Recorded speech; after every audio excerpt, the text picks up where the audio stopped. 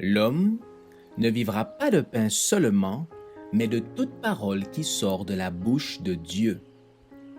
Voici votre moment de méditation quotidienne.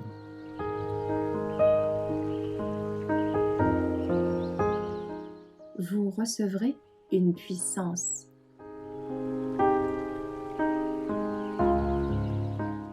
Une source illimitée d'esprits missionnaires, le 2 novembre.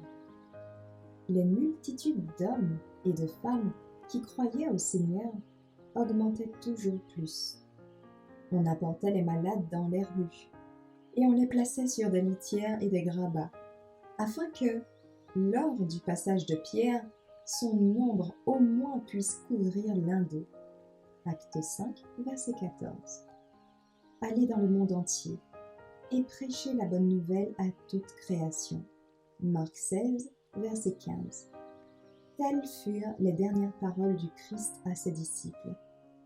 Et tandis qu'ils étendaient ses mains au-dessus d'eux en signe de bénédiction, il monta au ciel, entouré d'une armée d'anges célestes, venus l'escorter jusqu'au divin portique. Son dernier commandement faisait de ses disciples les heureux messagers de l'Évangile auprès des nations.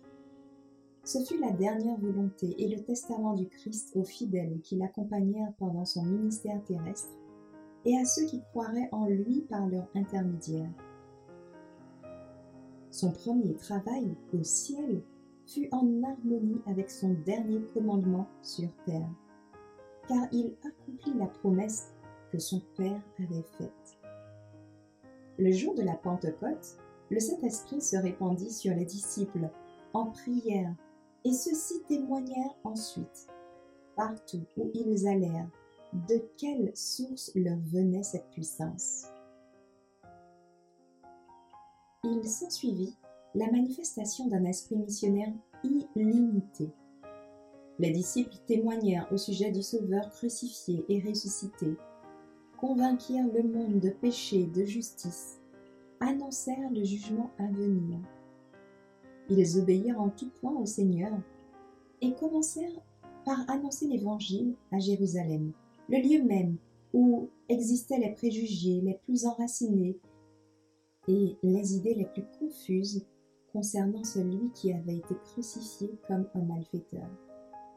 3000 personnes reçurent le message évangélique et se convertirent.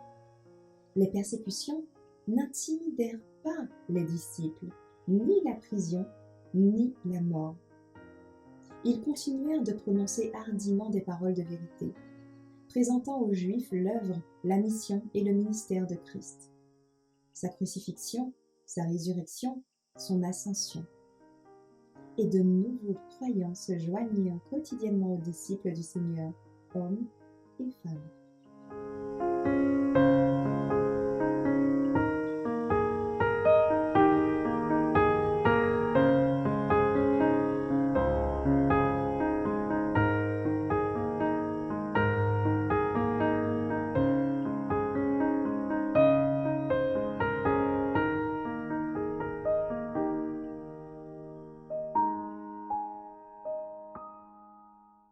Merci d'avoir écouté cette présentation. Assurez-vous de nous rejoindre demain pour votre moment de méditation quotidienne avec lereste.org.